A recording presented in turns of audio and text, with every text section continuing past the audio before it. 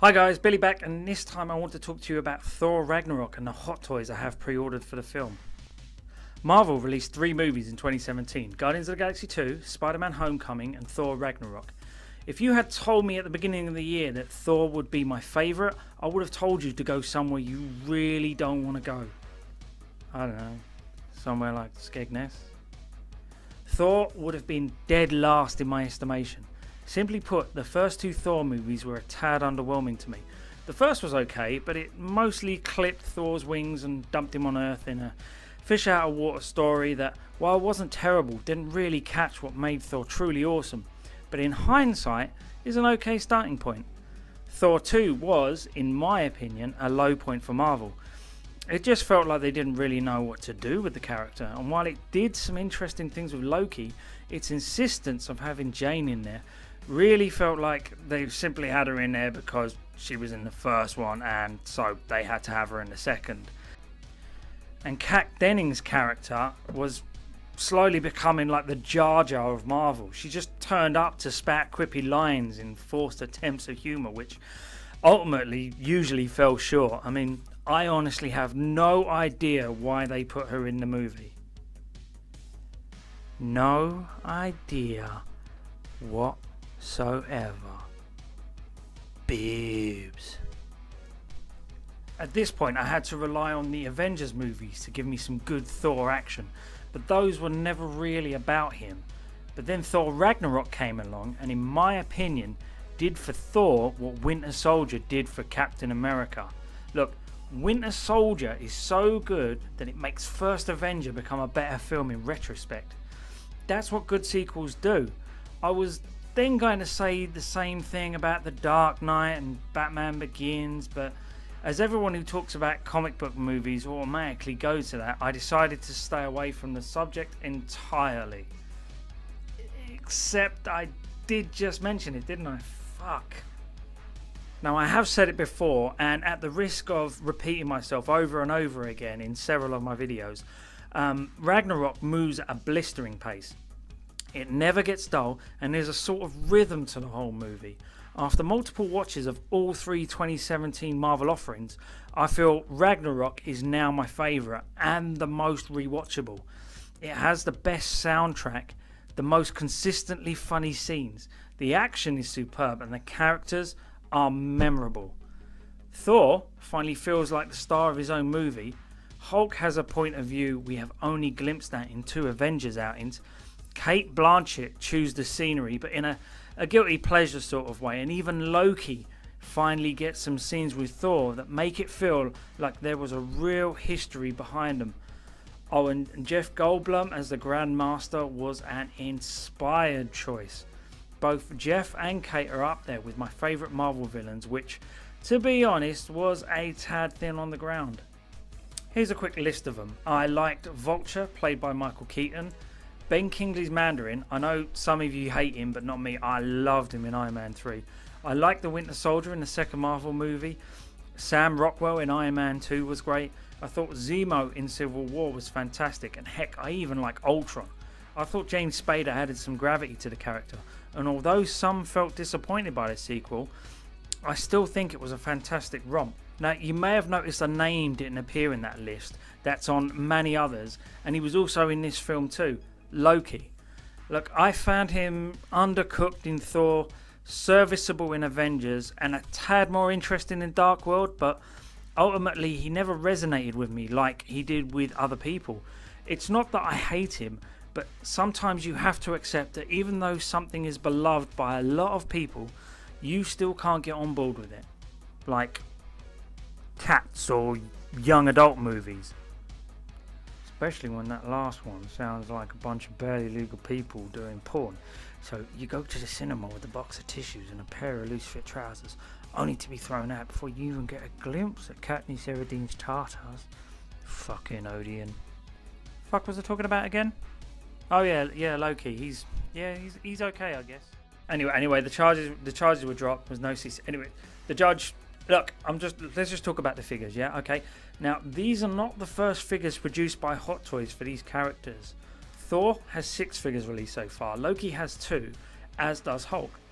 By now, the premier 1/6 scale company are extremely versed in the ways of making these people, and to be honest, apart from some refined costume changes and developed head sculpts, you could almost intersplice any Thor figure into your collection as a singular definitive version of him. That is until now. For the first time since his initial release in 2011, there is a version that will stand out amongst all the others. A variant that isn't just about the tweaks in the costume or the amount of lines on his forehead. So let's go in deep, and I mean for the new figure line, not your mum. Who still hasn't called me back, by the way. Anyway, for this line, Hot Toys have announced 5 figures so far. Road-worn Thor, Gladiator Thor, Gladiator Hulk, Hela, and Loki. One has already been released in the form of Thor, the road-worn version. It's a nice looking figure. Hot Toys rarely produce something that isn't at least of a good quality, but the design didn't blow me away. He looks very much like the Thor figures that have come before, except for a bit of a darker costume and carrying the skull of Surtur on his back. I don't know how you pronounce that. I think it's Surtur. Anyway, don't know. It's a lot like all the others that have come before. A few tweaks, but little to differentiate him from other versions of the character. Given that there hasn't been a ton of pictures flying around on social media about him, I suspect he's going to be one of the rarer figures that in years to come might be sought after for the skull. Especially if Christy Hemsworth leaves the MCU, the big bicep bastard. I'm really jealous about him. I wish I had his guns. This version is a bit like the peas and cauliflower you get with your roast. It's nice, but on its own it doesn't really excite, you know. So now we come to the meat on this plate, Gladiator Thor. Marvel decided to do something to this character that they dare not do until now for fear of fan backlash. Fundamentally change his personality. Now I know some might not like that, but in all honesty it was a great change. He's still a good guy at heart, but now he seems to revel in it more and isn't trying to act like he already knows everything. During the first scene, he breaks out of his chains and Surtur says, "You have made a great mistake, Odin's son," to which Thor replies, I make grave mistakes all the time. Everything seems to work out." Did you like my impression of Thor? Don't worry, Marvel, just call me up, man. I'm available. If Chris Hemsworth decides to bugger off, I'm your guy. I really am. Now, Thor seems more relaxed and in his own skin, able to go with the flow more. This is a guy who has travelled around the universe, seen almost everything there is to see. Nothing can faze you after that, and it works so well. It's an infectious personality and suggests that the audience should just go with him too. The cutting of his hair also represents a more obvious change that allows you to not forget the old Thor, but just understand that he's a slightly new version, one that can change should the situation require it. The Jack Kirby influenced art style in the movie sets this film apart from all others in the MCU, and the colours just pop. This is why the character designs stand out so much and why Thor, for the first time since his first appearance, looks so different. The short, scraggly hair, the red face paint, the torn cape and colourful asymmetric armour pieces make him look like Mad Max put through a pop art blender. It's a mix of colour that I hope Hot Toys try to keep with this version of Thor. Previously, Hot Toys have been known to mute the colours in order to keep them grounded and more screen accurate, but for this film I don't think that will be needed. The reds and blues are quite strong, and I don't want them to worry that they'll stand out too much if they don't try and mute them, because this movie is all about colour. Speaking of colours, how about the colour green? Hulk is looking pretty bright too. Gone are the simplistic Hulks of old with just a couple of hands and maybe a new torso, and in comes a new champion, complete with weaponry and armour fit for a warrior of his calibre. Again, the blues and reds complement what we see on the Thor, and also with the option of helmet or no helmet. The asymmetrical design of the costume matches Thor's, and the fact he comes with more than just a new pair of pants is a miracle. I didn't think we'd get this in the MCU. I always found the more olive green they used in the Age of Ultron version a tad dull, and I always preferred the original green used in Avengers Hulk. I'm hoping they take note of the bright palette used in this new movie and we get a fittingly green Hulk to match. Again, I feel this new version is a great variant to complement your previous Hulk, but with space becoming a rare commodity in most people's collections, I'm not sure this should be your definitive version. Unless of course Planet Hulk is your favourite version of the avocado tinted Goliath ever, if that's the case, then he's definitely up your street, and you should have him on pre-order already. I'm also super stoked with the amount of hands he comes with, and it should help with posing options way more than Avengers Hulk had. Also, I noted that a lot of people have said that there are some issues that they have with the knees of Hulk, and to be honest, I can see their point. It looks like they've used an older body, or at least the lower part of one of the older bodies, where normally his knees are hidden, but because of the way the costume is designed in this one, the knees are there for all to see. So unfortunately, I put a poll out on Facebook, and I asked what people thought of the knees. Do they think that Hot Toys would revise them and redesign them before they release the actual figure? And overwhelmingly people said no. So I have to go with that, really. I mean, the majority are usually right, so I don't think we're going to get a redesign of the knees. And if the knees do put you off, then it's probably best not to pre-order it, because it's only going to bug you the longer you look at them. Okay, so those were our heroes, and don't worry, I'll get to Valkyrie, I promise. Keep your knickers on. Or is that what I said to your mother the other night? Or was it my mother? I think it was my mother. Look, she drinks a lot, and sometimes I get called to the local park by the police, and well, you don't care about that. Long story short, she's banned from Hyde Park now, and it's safe for you to go there again, I guess. Anyway, now we move on to the villains and pseudo-villains in the form of Loki, the god of baffling popularity, and Hela, the goddess of death. Originally, Loki had a muted blue costume in the prototype version shown at San Diego Comic-Con last year, closer to what he was wearing on Sooooo when Thor meets up with him. It was widely disliked, as most were hoping for the green and black version he wears once everyone saw the film. Well, it seems Hot Toys agreed, and he now has a costume that reminds me more of the usual Loki costume of black, green and gold from previous films. I'm okay with it, but in all honesty, I think the blue version is a better variant that stands out and identifies him as being specific to this movie. However, as I was unlikely to buy him anyway, I don't begrudge that they went with the more popular version seen later in the film. In fact, it feels a bit like the version Loki himself would ask for if he had a say in the design. He also comes with his knives, a tesseract and a flaming Surtur skull that will make most completionists moist in their no-no parts. Seeing him standing next to Thor and the yet to be announced Valkyrie figure does make them all blend into each other a little bit.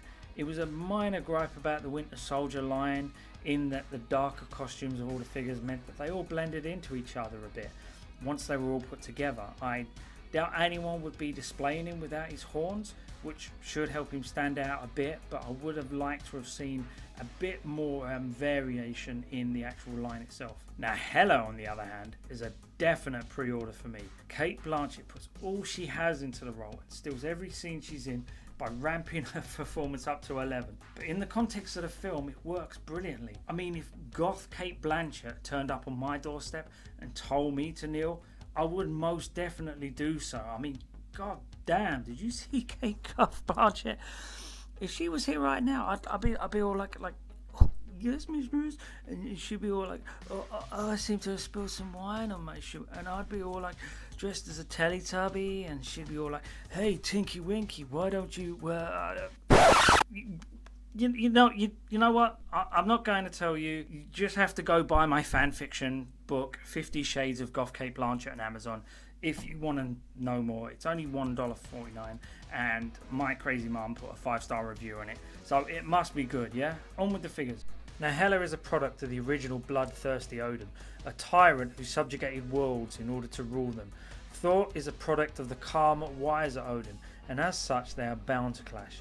Hela quickly sets about rendering all of the redundant characters from the first 2 films dead, including the Warriors 3, and to be honest, thank God, what a group of useless fuckers they turned out to be. Lady Sif is nowhere to be seen, but it's most likely because they hid her away in case they have to kill Valkyrie for some reason, and in a future movie they desperately need to cut and paste another positive model for SJWs to cling to into the movie.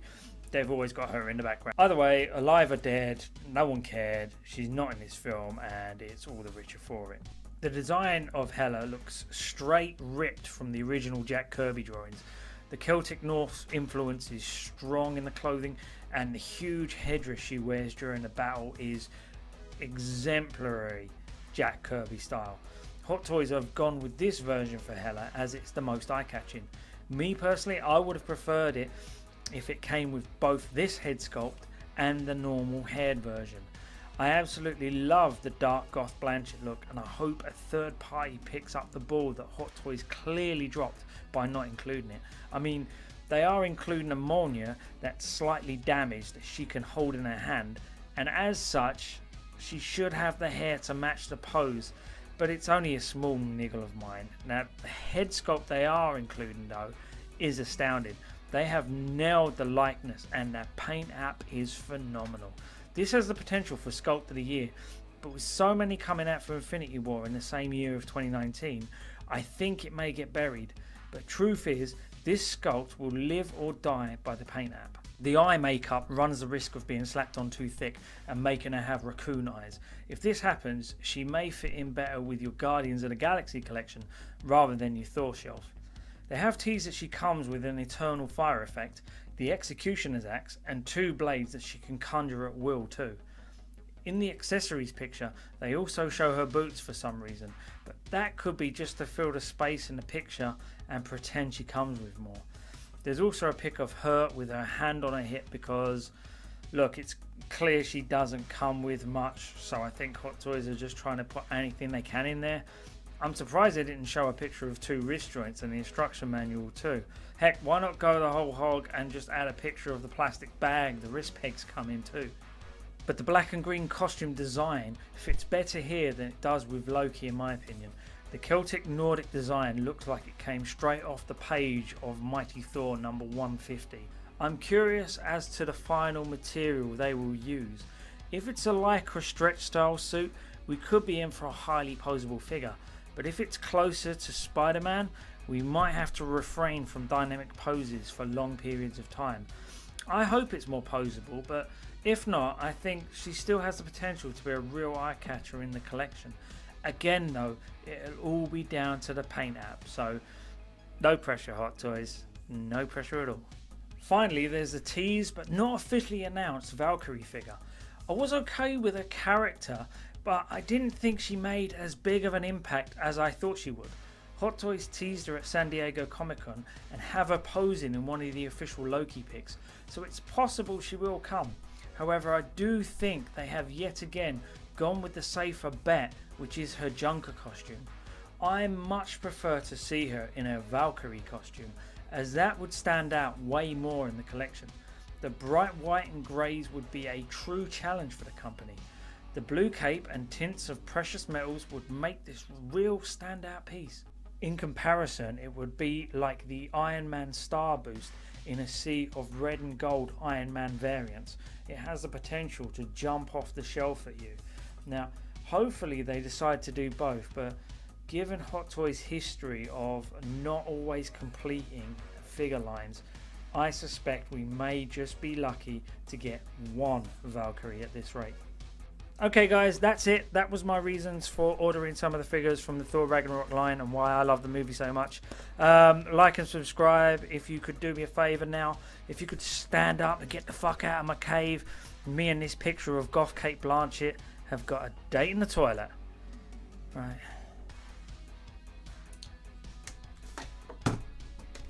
Where the fuck is that Vaseline?